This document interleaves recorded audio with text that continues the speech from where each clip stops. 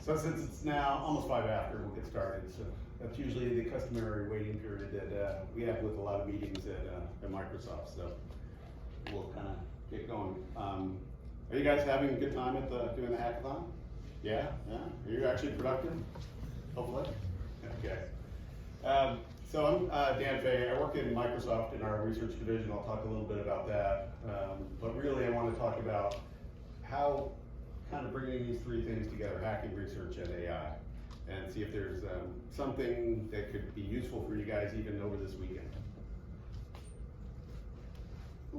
But first, so one of the things I wanted to highlight, and not a lot of people actually realize this, Microsoft's actually been in the RDU region for 20 years now, and over 20 years. And so it started small group, about 27 I think it is, and then we're up to over 600 now. Engineers, but not just software engineers, we have hardware engineers, others in this region. So one of the things people don't really realize what we do with the large data centers that we have and the cloud computing, we have a lot of hardware engineers as well as power engineering, other things along those lines. So tell your friends in the other engineering groups as well if you talk to them. One of the things that's kind of interesting too is most of the folks are hybrid, 3 days a week in the office and 2 days virtually. I'm a little different. I work 5 days a week remote because the rest of my team is actually in Redmond, so it's a little bit different. And we also have another sister campus over in Charlotte. So for folks that if you're looking for positions and you might be interested in us as a company, look here in RDU, but also in Charlotte. Give you just a quick second on Microsoft Research. So we were started many, many years ago, probably before many of you were born. So back in 1991, we ended up getting kind of initiated as an organization and had a whole bunch of work done during that time frame. Microsoft Research as a lab works much the same as a computer science research lab. So it's really research-directed research from the kind of the ground up. In 2015, when Satya Nadella came on board, he also helped kind of change our mission a little bit to not only focus on computer science research, but also really to kind of advance science and technology, not just for Microsoft, but for society and for humanity as a whole. So that's kind of just at a top level. We actually have labs throughout the world, focusing on, as you can see on the right, all sorts of different research areas. And part of the mission is to make sure Microsoft stays relevant for the future. So we want to make sure that we're kind of involved with these areas and how technology can help and how we as a company can help other companies as well as consumers do well. We have two other kind of mission-driven, what we call labs. Health Futures, which focuses obviously on the future of healthcare, and AI for Science. So how AI can be used to help with these hard kind of science problems that in all sorts of disciplines. So, but today, what do I want to kind of talk about? So I was thinking about this for the last couple of weeks, trying to figure out what would be relevant for you guys. So wanted to kind of pull together three ideas. One, the idea of the hackathons, and why those are beneficial and how to think about it for everything from the collaboration, but also for new ideas. Research, the whole idea behind kind of research, moving stuff forward. And then AI in general. So I'm not going to go into depth on AI. If you're looking for a 300 level class on AI, this isn't it. So it's going to be how AI can be used in some of these areas. So, and hopefully it all comes together for you well. Microsoft is a company, we do a hackathon every year. We started this in 2014. It's considered one of the largest hackathons in the world. Last year we had 73,000 employees actually participating both in person and virtually around the world. And the idea is how do we get people thinking, come up with new ideas? And so can we make hacking and events like this as a way of culture within the company as well, so you don't get stagnant and bureaucratic.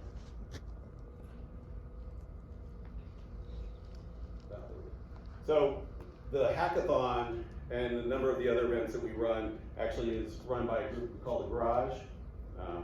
And they actually manage all these kind of events. But one of the things that they found in looking at these and from running them over the past 10 years is here's kind of the way we think about it at the company.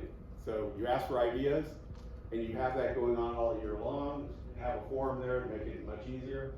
It's about team building. What does that mean for what types of teams? How do you create those? Also, the focus time of hacking, you know, that kind of, it says up there, the 48 hours of caffeine-filled work. But it's also time to share the insights, what you learned, and also share it with others actually throughout the company as well. And then are there ways, so we don't want it to end at the end of the hackathon. If there's good ideas and things that can go forward, can we move those forward, and is there a way to do that? How do we implement that? And so it's something for you to think about while you're working on your project. Is this something that can move forward, you know, even just for fun or for benefit? So we also make sure that we actually include and want to include all parts of the company within these hackathons. It's really important you get the diverse viewpoints, experiences, everything else to provide insight into whatever the problem is. And really, it's a, you know, kind of have fun, you know, it's an opportunity to learn new skills, and then collaborate with others. So I do it for meeting other folks throughout the company, throughout the world. So a lot of times I'm on ones with folks in our India lab or India Dev Center and other areas. So it's a great opportunity to also network. Oh, and also we do include interns too as well. So if you're an intern at Microsoft, and I'd encourage everyone to apply as well, because we're always looking for interns. We do about, I know in research we do about 1,000, but within the company there's all tons of them as well. So a team itself, hacking team, what is it kind of comprised of? What do you need? This is what we've kind of found from ours. You need these different types of individuals, or let's say personas, to help you actually have maybe a good team, but also kind of move forward in some of the work you're doing. So, you know, one of them, obviously the idea person, somebody that kind of can drive it. You need the cat wrangler to actually drive everyone on the team to actually do things.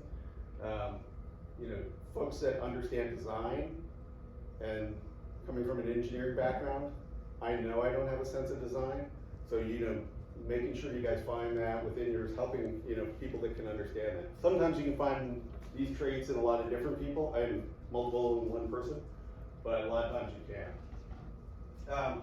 Yeah, so these are kind of what we've learned as different ones that are good for your team. If you have a team you're putting together, always try to, don't just do it with just the people you know, try to invite and get other people involved as well from other areas.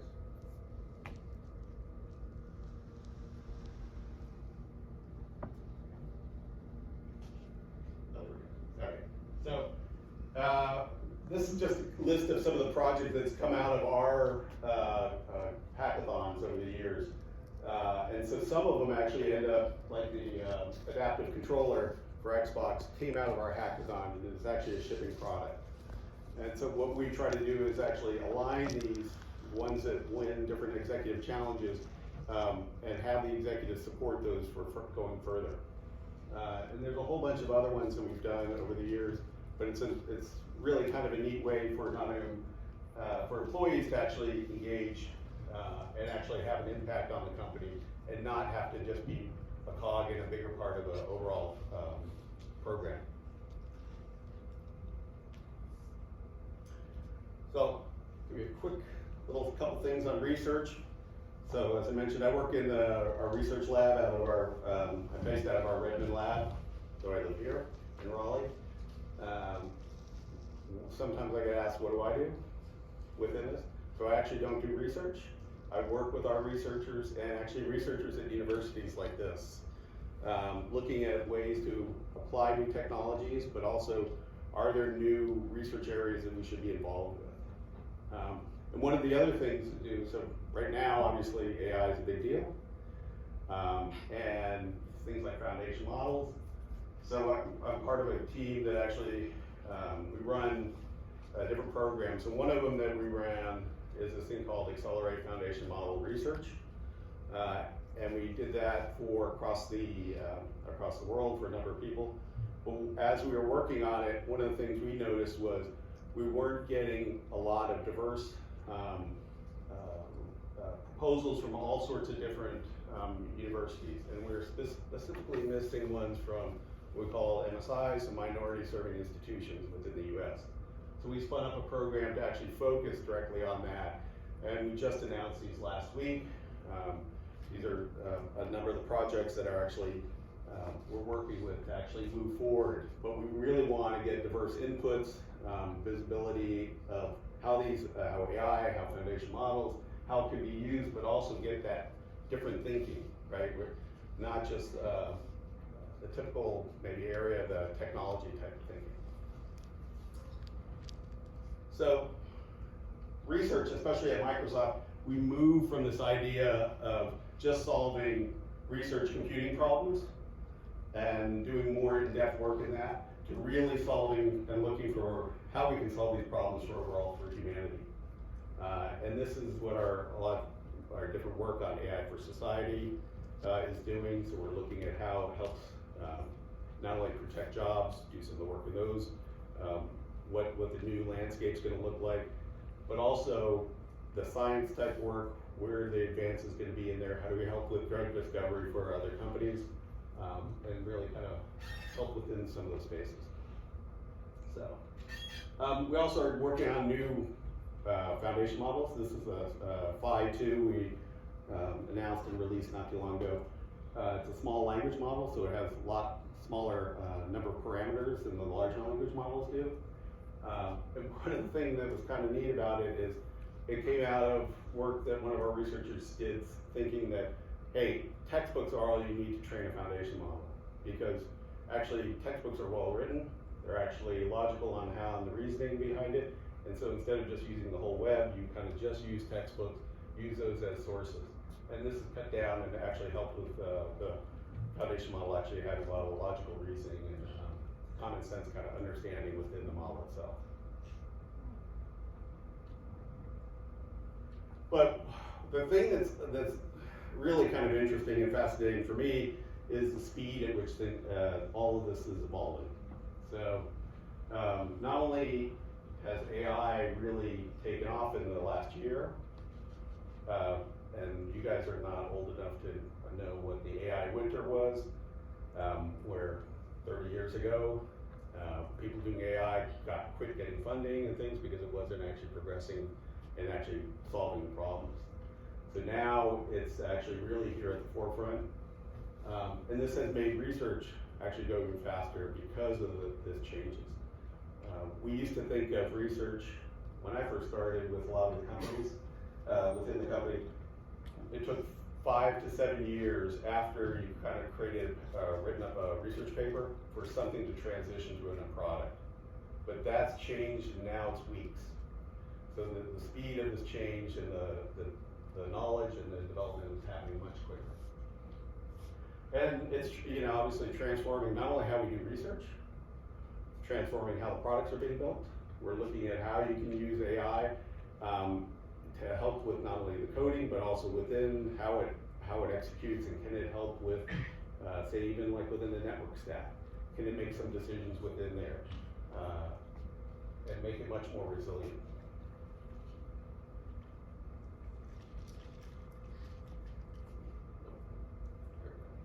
So 2023 was kind of the year of AI, right? It was the where it becomes mainstream. Everyone's kind of seen it now. Everyone knows about ChatGPT. It's not just something for us nerdy computer science and engineers to actually know about, but it's actually in the public knowledge. It's being pervasive everywhere. One of the things I think I'd like to convey to you is that we're in an inflection point where this is a huge paradigm shift in how computing, how technology, and how society is going to work. You guys are at the beginning of it, and you have an opportunity to actually ingrain yourself and actually take advantage of it, but actually grow with it and the way I look at it is, it's as significant a advance, and maybe even more so, than when the internet was really first coming along. When the internet first came along, people didn't think about, oh, we're just gonna edit documents on the web. You know, we're gonna do these things. We were still kind of in this mindset of everything had to run locally. So you guys are literally, this is kind of a transitional moment in the industry, in society, and you should you know, keep an eye on it and take advantage of it. That's just to say that AI is a kind of a big deal.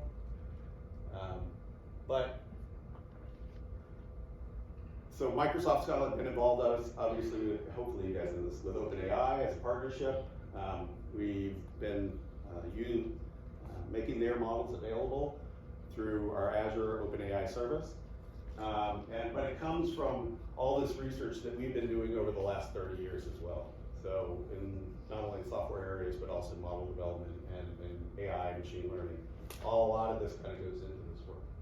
We really want to make sure that these models and the systems are trustworthy and they actually are useful, again, going back to the whole societal and humanity type engagement. We want to make sure that these meet the benefit for everyone. And so we have a Office of Responsible AI. We build our systems, you know, kind of to this accountability part. So we have accountability, you know, the transparency, understanding what's going to happen with the data, the fairness, obviously reliability, and inclusiveness. And this is a big issue that we run. We just ran a workshop a few months ago looking at the creator culture. So online streaming, personas, things like that. How does AI affect that? How is it going to change how they're doing? Will biases and other stereotypes actually cause issues in that space, or can it help? So can we prepare for that ahead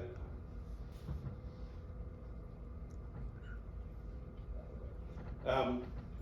For us, one of the things we also wanted to do was as a company, make sure that we could get the technology and AI out to everyone. So one of the things, obviously, we've done is made it available through different medium, different ways to get at it. So the Copilot.Microsoft.com from the web. Also, you can get to it from, if you use the Microsoft Edge browser, you can get to it from the sidebar. It's available on mobile devices, and in fact, it's built into Windows now.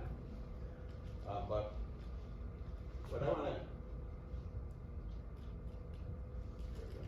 to, yeah, so you know, you can get to it. One of the things we want to make sure is that people understand that when you're using Copilot, your data is actually protected. We're not taking it and training with it and doing things like that. Again, about that transparency and security of your information, your data. How do you ensure that?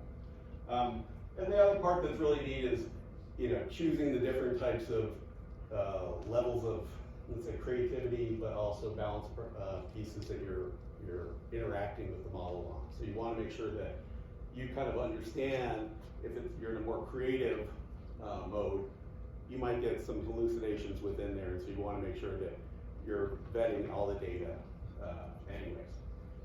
So there's really kind of some really interesting things with the citations as well we put in there. And the same is true for then the mobile device as well, looking up information, but also making it much easier to actually get it in the hands of everyone and having diverse uses of it so we all can learn from it. And I don't recommend actually trying to use it for a research paper, so don't try that.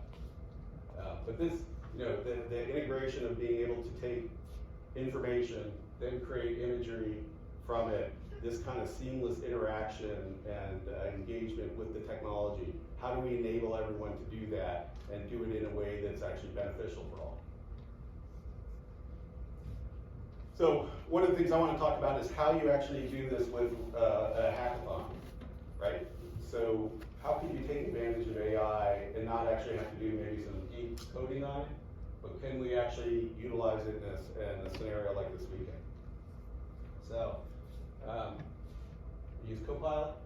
So one of the things I did before starting when I was looking at this talk and looking at the what you guys were planning, I was looking at the tracks and saying, oh geez, what is, there's no description on really what those tracks mean. Now let me ask Copilot and see what it says. So it came back with a bunch of them, of descriptions of each of those tracks. That helped me go, oh, okay, which one do I want to actually do something for? I also like how it's nice and says good luck with your hackathon project. Yeah, always nice to have something to interact with. So one of the things I wanted to show you was this thing called our Garage Growth Framework. It's how you ideate, hack, validate, and sponsor, and then how this works with a hackathon, and how you can do it with AI. So, can we use AI within this to help you to kind of go through all these processes? And this is something our Garage team has done internally as well. How do we help teams within the company come up with new ideas, come up with these proposals, and rethink how they're doing it? So again, how can we apply AI to the stuff that we're doing as well? So one of them is, first thing hopefully most of you all know this, you need to actually set up your assistant in a way that actually makes it in the kind of persona and it's going to do the right work that you want. So in this case, within the yellow, they'll use that to actually set up the Bing Chat to actually, the Copilot to do this. Then I want to define what my opportunity is that I want to look at for the hackathon. So one of the things I came up with was in the out of the loop one. I thought about a scenario I might have. So I have my youngest son is in college, going to a school just north of here with a light blue color. And so one of the things I always worry about is how do I keep in touch with them and keep engaged with them, right? It's really hard, especially, let's say with a lot of maybe folks in your generation, kind of keeping that interaction going. So I put that in as my problem statement real briefly, kind of easy to, one look at.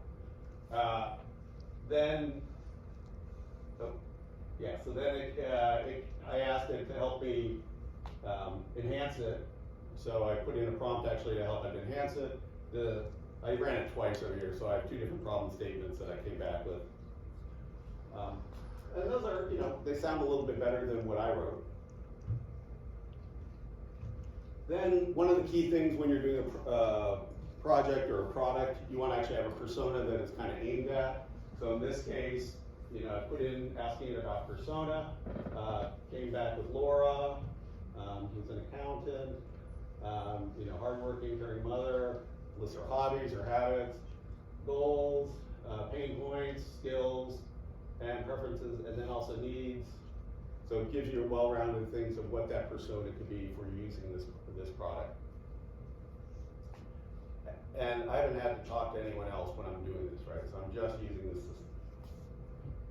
So when we talk about ideating, I can ask the system, hey, can you come up with 5 ideas to kind of solve this problem? Based on it, can you rank it? Can you summarize the ideas? And understand, how they're scored. So you can actually have this interaction. It's like having a mentor almost, or having an assistant to help you do some of this work. So, create 5 radical ideas. Kind of list it out, generate 5 wild ideas, tackle problems, ideas should be challenged. Excite, energize, be written from an ambitious opportunity perspective, and highlight how the idea disrupts the current status quo. So these are the 5 it came back with. They're okay. I don't think they're the greatest ones, but at least as for examples, there's the virtual reality platform, smart bracelet, gamified app, personalized podcast service, and the social media platform. That one's a little kind of really off the wall, bizarre. Okay, it's come back with 5. One of the things I can do is then say, hey, from those 5, can you rank them? And tell me why and how they're ranked as well. So based off of these criteria over here on the right, rank it on a 1 to 5 or 0 to 5, and put them in the table. So it comes back with it. Obviously, I had to scrunch it to make it sure it fit on the slides. And it comes back with, obviously, the one on the top is the top one. But this at least gives you an idea to kind of get started. It gives you some ideas on the criteria of what it shows.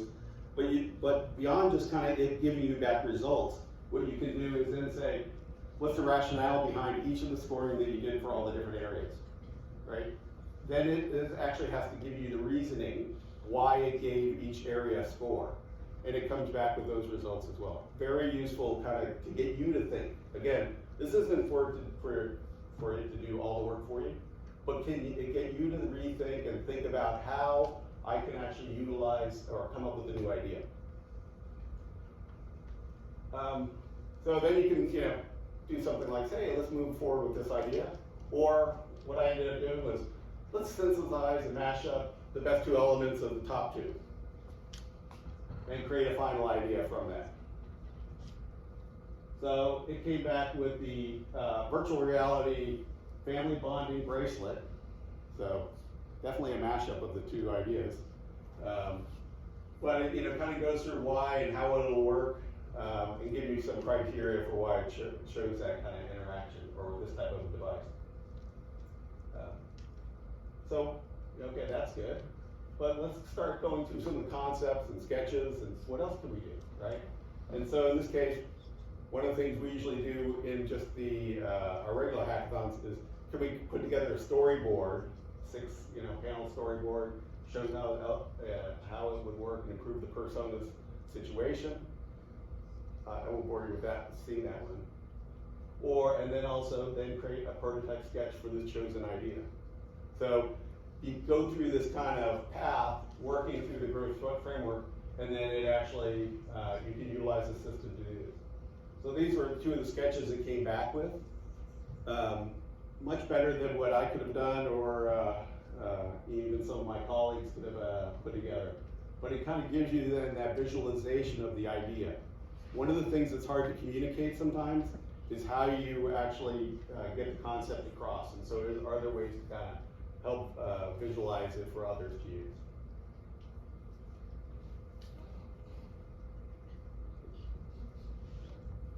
There we go. So then you create one of the things you want to do is create for the persona. You would want to then do interviews with people to actually see, does this really solve your problem? So we have these prompts. Okay, here, go ahead and do this. Help you and give you a section with questions and the purpose. Let's also then create a pitch deck, because one of the things we want to do as we're done with it, we want, in our case internally, we want a sponsor to actually help kind of move the project forward or move it into some other use of it. So I can ask it then, creating a PowerPoint idea deck. Again, I can actually work on it and then iterate on it and actually get it to really fit what we're trying to do. And so it kind of all comes together as a way to utilize the technology to actually help you, as a collaborator, kind of work on some of these things, and especially with regards to something like a hackathon and a hack project. So we're testing these out even internally, because we want to make sure, hey, this is how people are going to probably use it externally. How do we actually use it? Can it make that benefit? And then how do we improve the models to actually make sure everything else is responsive, but also, is giving you back good results as well. So, my question for you as you're thinking about it is, can something like Copilot help you with your hackathon project?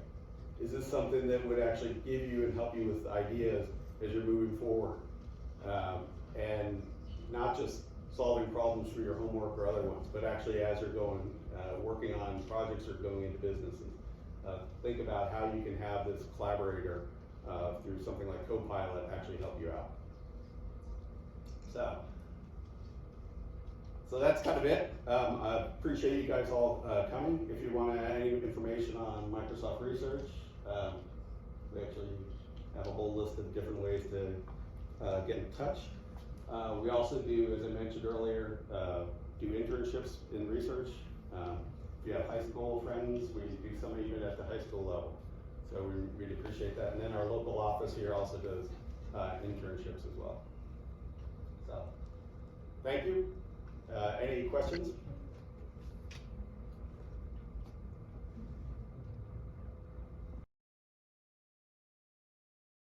I did electrical engineering. So again, and I did kind of computer engineering as part of it. Nowhere near the software or the research space. But I'd always been working on the newest looking at the newest technology and how it could be applied in different areas. And our group that at Microsoft Research looks at how do we work with researchers and professors at different institutions and do some of the engagement and also work on kind of research projects together. And so that just kind of happened. I can't tell you, in this day and age, part of it is all, I'll say, alchemy. There's times when you're at the right place at the right time, and actually in that time, the period of growth within the computer science area just happened to be a good time to be involved and then get into the research space. So it's not like I can go, hey, here's the career path. But part of it is if there's something you want to do, I always wanted to get into research. So one of the things I did was actually, keep track of what was going on and actually network and be involved with some of that work. So,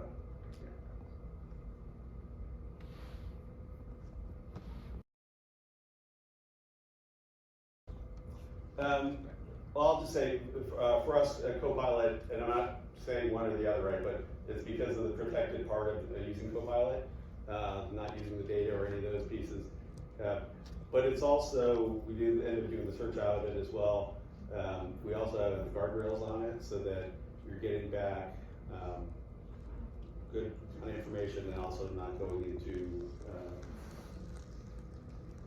questionable kind of content coming back, kind of the way what search engines try to protect you from some of the content that you don't really want to have come back. So, yeah. Thank you. Yeah.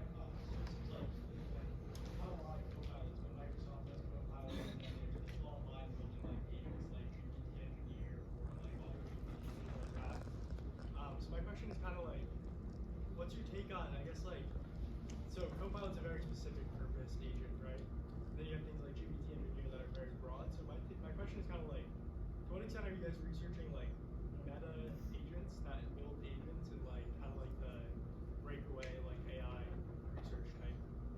I don't know, self-propagating type things. So that's a good question.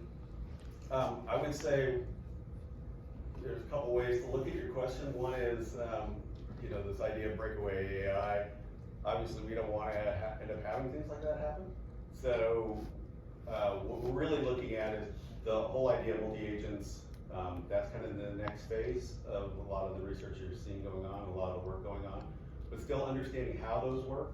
So it's one thing that people can build them and actually start interacting.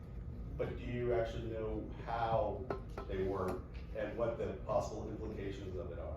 So part of research is not just coming up with the kind of new ideas, but it's actually understanding what the possible implications of using certain technologies certain ways.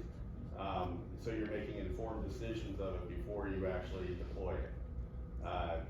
So there's a lot of work looking at multi-agents, also looking at what's the next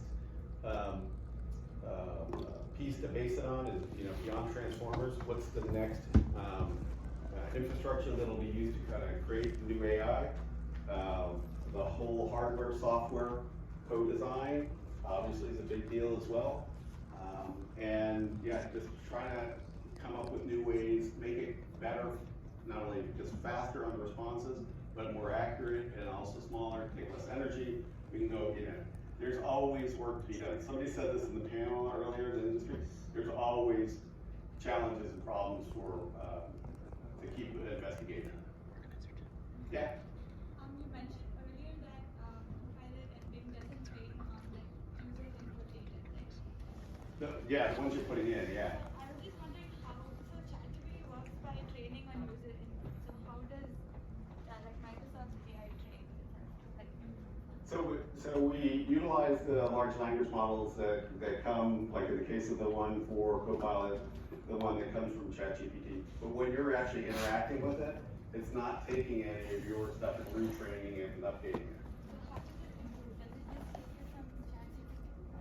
Oh, no, so then we also put on we do a whole bunch of work on kind of red teaming on the guardrails, putting it on to ensure that it stays kind of within a certain bounding box. We also apply it in other areas, like within an enterprise.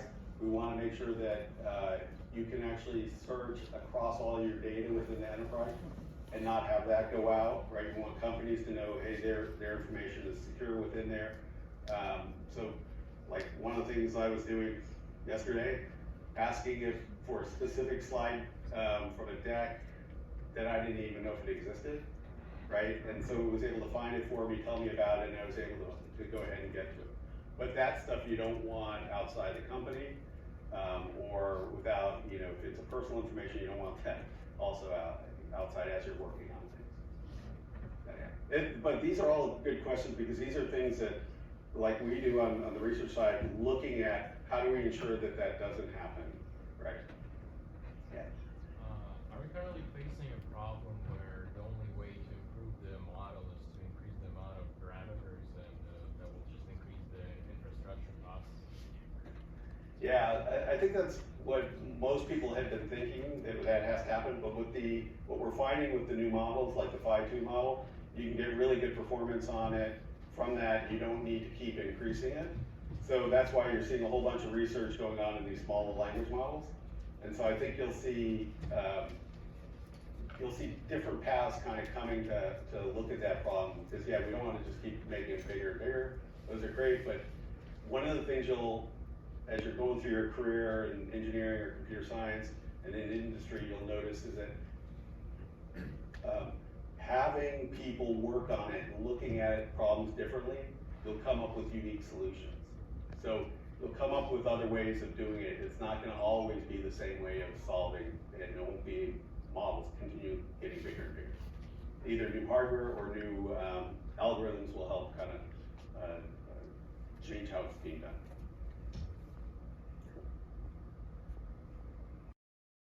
And language models being in more advanced general purpose models like GPT and stuff like that, or do you see it kind of fragmenting into like kind of domain specific models that are really good for this specific application? That's a good question. So will models actually, do they need to be more domain specific as we move forward? Or can a general purpose model actually help cover a lot of the pieces?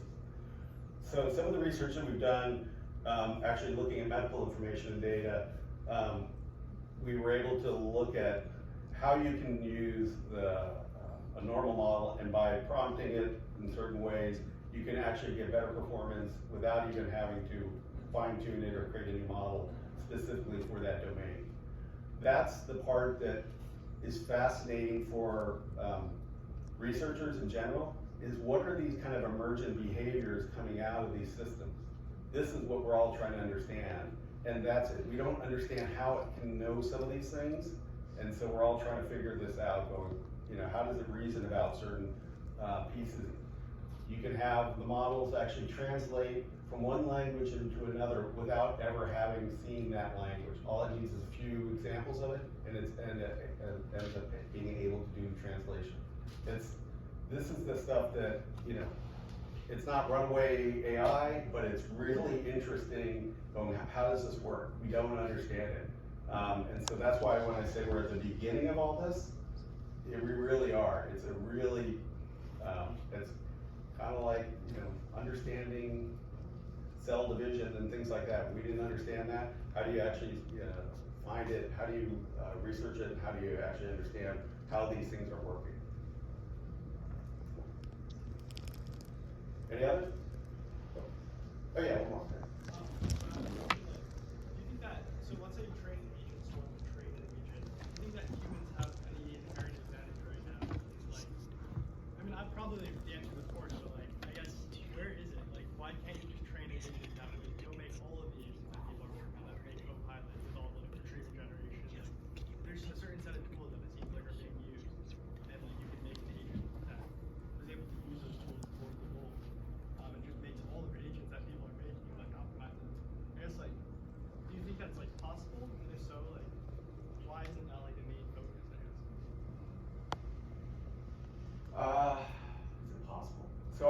have the best to answer that.